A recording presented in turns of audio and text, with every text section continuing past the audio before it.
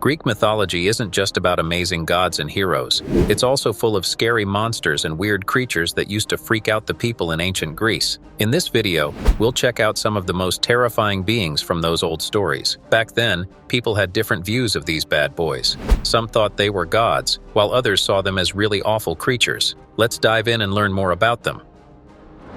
Number 1. Typhon.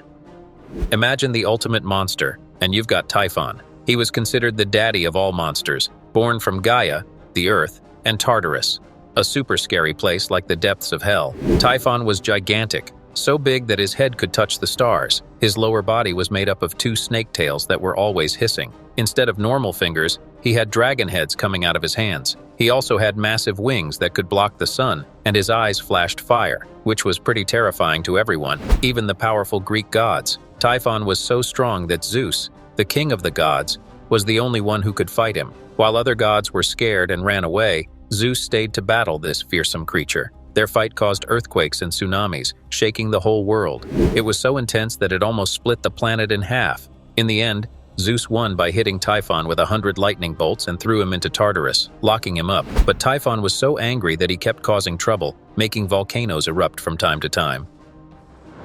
Number 2. The Gorgons.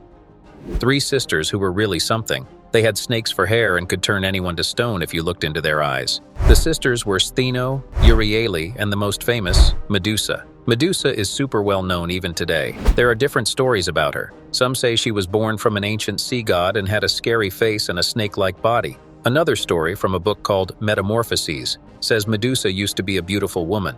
She was turned into a monster with snake hair after a really bad experience in Athena's temple. Medusa's story ends with a hero named Perseus. He was told by his stepdad to bring back Medusa's head. Perseus used a special mirror shield from Athena to see Medusa's reflection, so he wouldn't turn to stone. He managed to kill Medusa and cut off her head. Perseus used the head to turn his enemies to stone and later gave it to Athena, who put it on her shield. Number 3. Caribdis. A terrifying sea monster that lived near Scylla on the shores of the Bosphorus Strait, which is a narrow waterway dividing Europe and Asia. Imagine Charybdis as a massive whirlpool with a monstrous mouth full of sharp teeth at the bottom, ready to gobble up any ship and its crew. She appears in the stories of Odysseus and the Argonauts, who had to navigate these dangerous waters, not without some trouble. Charybdis wasn't always a monster, though. She used to be a beautiful nymph, daughter of Poseidon, the sea god, and Gaia, the earth. The story goes that she helped her dad try to expand his sea kingdom by flooding the earth. Zeus, her uncle and king of the gods, was furious about this. As punishment, he turned her into this fearsome sea monster and sent her to live in the ocean. There, she swallowed massive amounts of water each day, creating deadly whirlpools and sucking in sailors. Number 4. Empusa. A lesser-known but equally creepy creature. You won't find her in the famous epics, but she's scary enough to make our list. Empusa is usually shown as a beautiful woman who can change into a horrifying monster with sharp teeth, hair on fire, and bat-like wings. She served Hecate, a goddess often linked to crossroads and magic. Empusa had a nasty habit of preying on young travelers. She'd lure them in with her beauty, and once they were asleep, she'd transform and feast on their flesh and blood. Empusa's most famous appearance is in a play by Aristophanes called The Frogs. In this story, she scares the god Dionysus while he's on a journey to the underworld. Number 5. Sphinx. Picture a creature with a lion's body, a woman's head, and eagle wings. The Sphinx was pretty dangerous and had a thing for riddles. It lived near Thebes, a Greek city, and would challenge passers-by with a tricky riddle. If they couldn't solve it, well, they'd be the Sphinx's next meal. The most famous story about the Sphinx involves Oedipus. As he was heading to Thebes, the Sphinx stopped him and asked a riddle. What walks on 4 legs in the morning, 2 legs at noon, and 3 legs in the evening? Oedipus figured it out. It's a human who crawls as a baby, walks on 2 feet as an adult, and uses a cane in old age. Outsmarted, the Sphinx either jumped off a cliff or ate itself, depending on the version of the story. Before Oedipus, anyone who couldn't answer the riddle met a grim fate. Number 6. Chimera. A beast that's part lion, part goat, and part serpent. The oldest mention of the Chimera is in the Iliad. This creature is usually depicted as female and is said to be the mother of both the Sphinx and the Nemean lion. The Chimera was feared as a symbol of disasters like storms and shipwrecks. The hero of the Chimera story is Bellerophon from Corinth. To make up for past mistakes, he was tasked with killing the Chimera. Bellerophon prayed in Athena's temple for help, and was given the winged horse Pegasus. He flew to the Chimera's lair and used a clever trick to defeat it. He put a chunk of lead on his spear, and when the Chimera breathed fire, the lead melted and suffocated the monster. Number 7. Lernaean Hydra. This monstrous sea serpent with many heads. Each time you cut off one head, 2 more would grow back. It's also a child of Typhon and Echidna. The Hydra's breath was poisonous, and it lived near Lake Lerna, which was said to be a gateway to the underworld. The Hydra's big moment comes in the story of Hercules, and his 12 labors. To fight the Hydra, Heracles covered his face to protect himself from the poison. He realized that cutting off the heads wasn't working, as they kept regrowing. So he came up with a new plan. After cutting off each head, he'd burn the stump to stop new heads from growing. Finally, he managed to kill the Hydra, completing his second labor. Number 8. Mares of Diamides.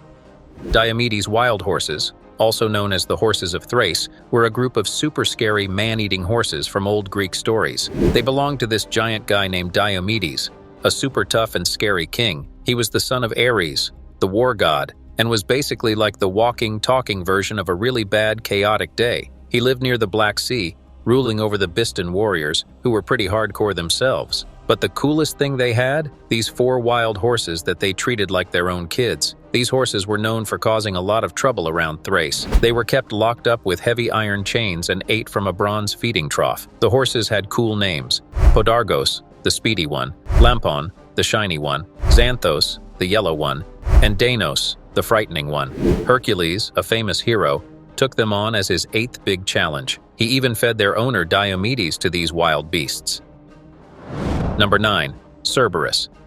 A super famous monster dog from old Greek stories. Picture this huge, 3-headed dog that's like the ultimate guard dog for Hades, the ruler of the underworld. This big guy was responsible for making sure only ghosts got in and no living person could sneak past. He'd eat any living person who tried to get by. The 3 heads of Cerberus weren't just for show. People said they stood for the past, present, and future. Or in some stories, they represented being young, middle-aged, and old. Now, Cerberus wasn't just any mythical creature. He was the star of Hercules, another famous Greek hero, biggest and last challenge. The story goes like this. Hercules had to go down to the underworld, face Cerberus without any weapons, and then drag him up to the world of the living. He had to show Cerberus to this king, Eurystheus, who was the one who told Hercules to do all these tough tasks. Hercules was making up for some bad stuff he did, so he was super strong and managed to lift Cerberus and carry him all the way up. When King Eurystheus saw Cerberus, he freaked out big time. He was so scared that he hid in a huge pot and practically begged Hercules to take Cerberus back to the underworld. Imagine being so scared of a dog that you hide in a pot. That's how terrifying Cerberus was. Number 10. Minotaur. A unique monster with a human body and a bull's head, known as Bull of Minos. He was the child of Pasiphae and a magical white bull. The story starts with Minos, who would become king of Crete. He asked Poseidon, the sea god, for help to prove he should be king after Asterion's death. Poseidon sent a stunning white bull from the sea, which Minos was supposed to sacrifice to honor the god. But Minos found the bull so beautiful that he sacrificed another one instead, trying to fool Poseidon.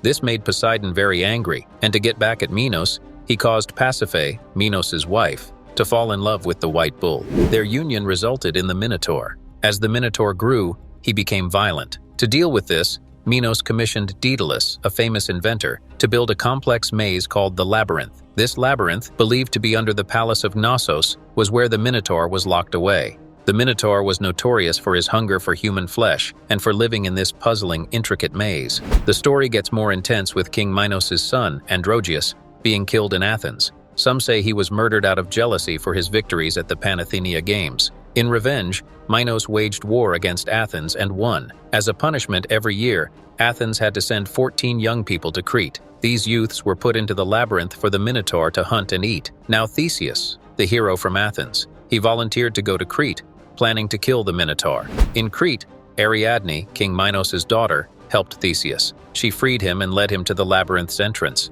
Theseus found the Minotaur sleeping at the center of the maze. Using the element of surprise, he quickly defeated the monster. Afterward, Theseus, Ariadne, and the other Athenians sneaked out of the palace and fled back to Athens under the cover of darkness.